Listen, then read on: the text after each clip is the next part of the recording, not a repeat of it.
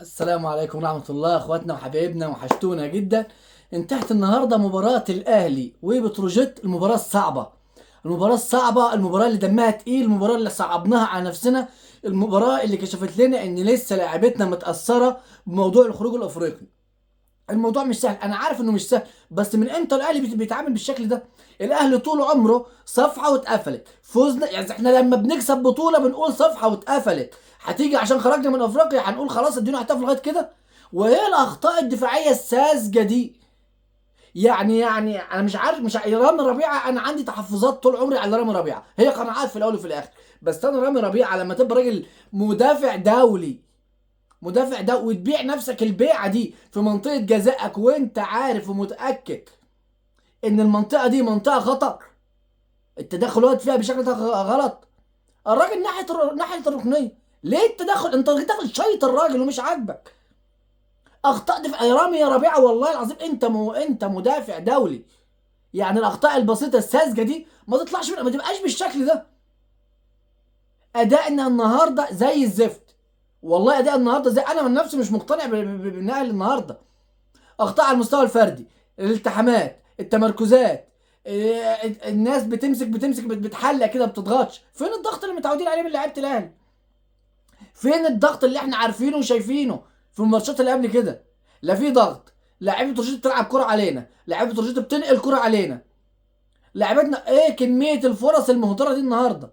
في مكاسب في المباراه، مكاسب في المباراه ان وسام رجع يسجل، ان اللعيبه رجعت تاني رجليها في الملعب، والناس دخلت تاني تبقى رجليها في الملعب. السوليه، قفشه، حسين الشحات، ماشي احنا معاكم، بس الناس اللي كانت اصلا رجليها في الملعب وكانت بتلعب، اللي هي اشرف داري ورامي وياسر، ايه الاداء الدفاعي السيء ده؟ طبيب الدكتوره الفرقه، طبيب بتاع الفرقه، انت ازاي يكون الناس بتتكلم ان اشرف داري عنده اصابه من الدقيقه 25 وانت مقعد راجل يلعب لغايه الشوط الاول؟ الراجل طلع باصابه، احنا اصلا مسلمين اشرف داري، وانت عارف علاقه اشرف داري باصابات الركبه والاصابات دي موضوع يعني صعب الصراحه، صعب شرحه. انت كنت فين في الكلام ده كله؟ ما تطلعه من الدقيقه 25 راجل انت ونزل ياسر ابراهيم. ايه الفكره ان احنا كل حاجه الفتره دي بنعملها غلط؟ كل حاجه الفتره اللي فاتت دي النادي الاهلي بيتصرف فيها غلط، دكتور فريق بيتصرف غلط، البقاء على المدرب بيتصرف غلط، الانسحاب من القمه كان غلط. احنا المفروض نتدارك الاخطاء دي، احنا نادي اكبر من ان احنا نغلط الاخطاء التافهه والساذجه دي.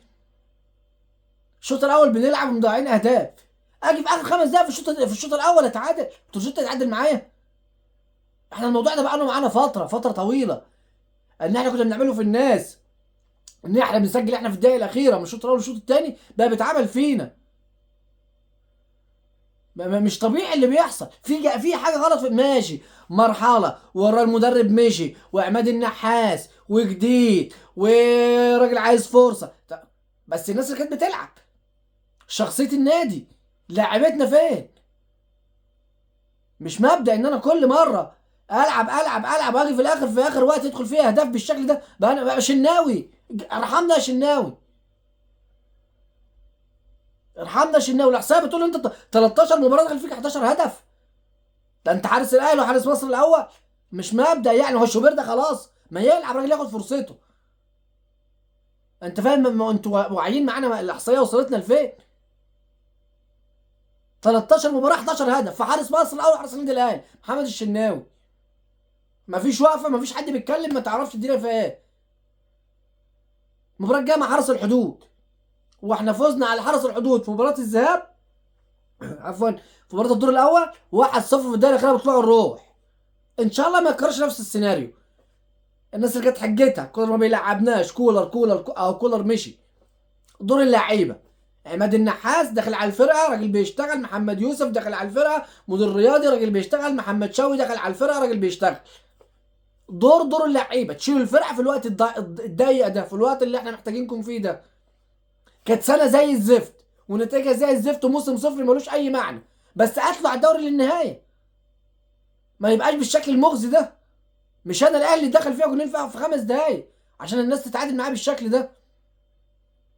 لعيبه تصحصح، الاداره تصحصح، تشد على نفسها، عشان احنا بالوضع ده بصراحه سيء. في كلام تاني انا عندي تحفظ عليه بالنسبه لمباراه حرس الحدود وبيراميدز. انا شايف في اتهامات كتير جدا لمحمد فاروق لاعب حرس الحدود انه خسر فرقته.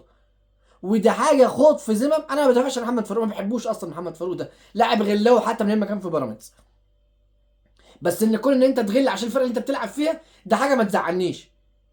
بس ان انتوا تخوضوا في ذمه الراجل ان هو بيخسر حرس الحدود عشان خاطر بيراميدز، مش حلوه، مش حلوه وعيب. عيب. احنا ما دخلناش في، انا مش بدافع عنه والله، بس ما تخشش في ذمه حد، ما تخش في، ما تخليش الكره تشيلنا ذنوب ان احنا بنخش في نوايا حد. الحاجه الاخيره والمهمه معانا في الفيديو ده، الف الف الف مبروك يا ياسين، حقك رجع لك. وصاحب فكره ان ياسين يطلع يروح المحكمه بزي سبايدر مان، انت بطل في عيوننا وفي عيون الكل والله يا ياسين. انت بطل يا ابني وهتفضل بطل في عيون الكل. فتحيه مني ومن هنا لياسين. ويا جماعه خلوا بالكم من ولادكم شويه. دي كانت اهم واخر الاخبار الموجوده معانا يا اخواتنا وحبايبنا. ادعمونا بلايك وشير للفيديو عشان يوصل لاكبر عدد من الناس. والسلام عليكم ورحمه الله وبركاته. سلام.